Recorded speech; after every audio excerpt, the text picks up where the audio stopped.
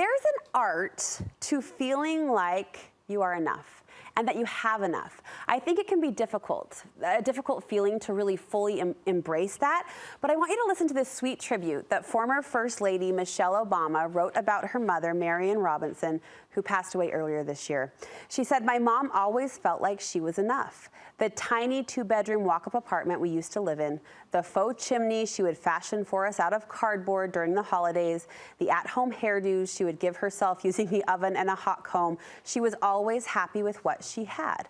Mrs. Obama went on to write, "Because she felt like she was enough, she could help others feel that too. She did that countless times for me and my brother Craig. She did that for her family and her friends. She did it for the staff at the White House. She did it for everyone she knew."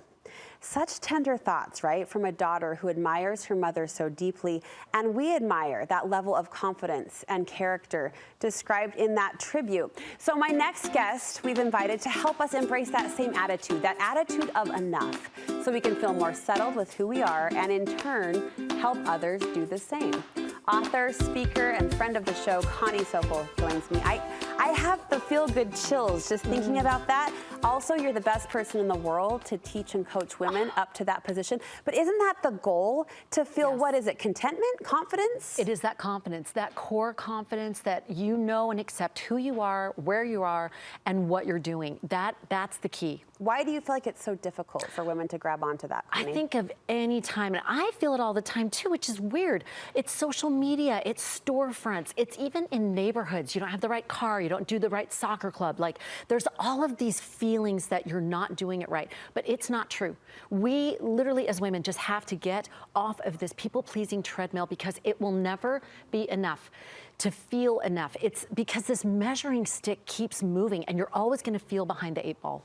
You're reaching for a phrase that actually we're hearing more and more. It first popped up in parenting conversations with our parenting contributor, Heather Johnson. I love that now you're applying it to women's confidence and their self-esteem, and that is radical acceptance. You say we have to embrace radical acceptance. Yes, and it's so powerful. This actually comes from a woman named Lindsay Garlock. She's the acceptance girl, and she was widowed early in her 30s with 4 littles, and she says this radical acceptance concept really helped her navigate this smoothly, which is that full acceptance of where you are, who you are, and what you're doing, and just owning it and embracing it.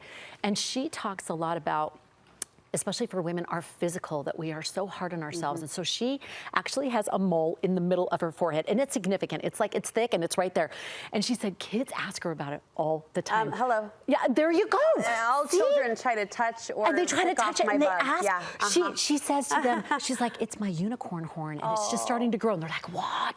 But she says the adults, you can tell they want to ask, and they're looking, they're thinking like, why didn't she get rid of that? But she keeps it, she says, for her kids, so that she can show them, just because you have something different doesn't mean you have to fix it or you have to get rid of it, which I think is so powerful. And then she likens it to women with a question and says, is there something, one thing that you're trying to change about yourself? And of course, all the things. Sure. And she says, what if you instead try to love that thing? Spend your time and energy first on loving and embracing that thing. And I thought, that's so powerful, because then you stop chasing something about it and first get grounded on loving your whole self.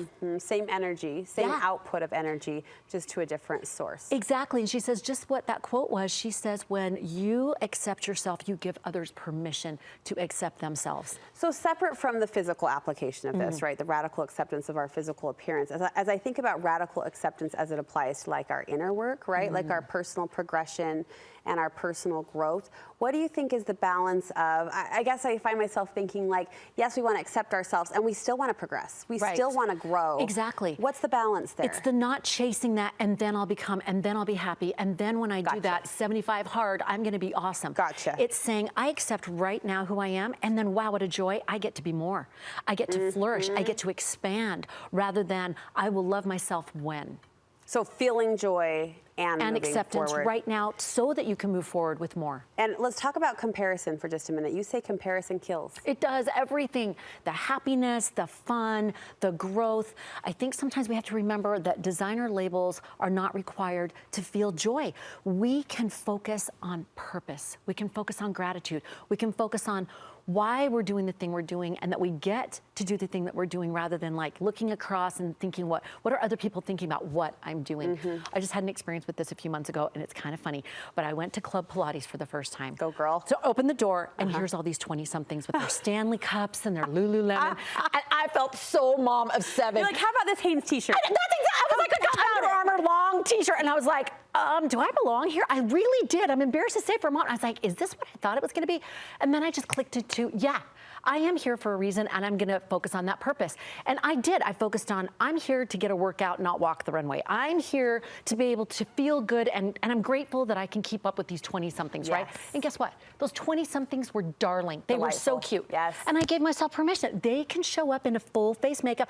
I can show up in my full morning face. It's fine. We love each other. That's right. All the same. And we banter and we laugh. Well, that leads right into your final piece of advice, which is to own it with style. We saw a beautiful example of this during the Olympics. Oh, he is adorable. If you remember our friend Steve Natarazic, he was the clutch guy for the U.S. gymnast to medal in the pommel horse.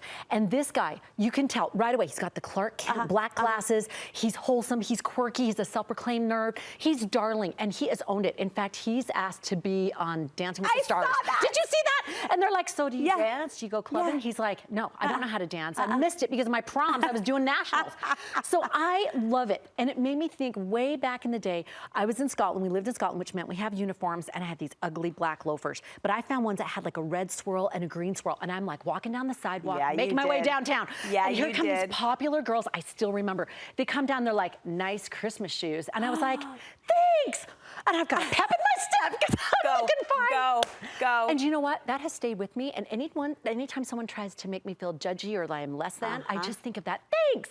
And just move on with that pep in my step. I had a similar moment showing up in 3rd grade with a nylon matching tracksuit from Shopco that I had saved my money for. And the 80-year-old gym sub showed up in the same tracksuit. And I was like, you know what? I still like it. I still like it. Where's it better? Check it on social. Right. It is that style that speaks to, we can, joke about the aesthetics of it, but an inner confidence and an inner contentment. And you're so good about helping women discover that, Connie.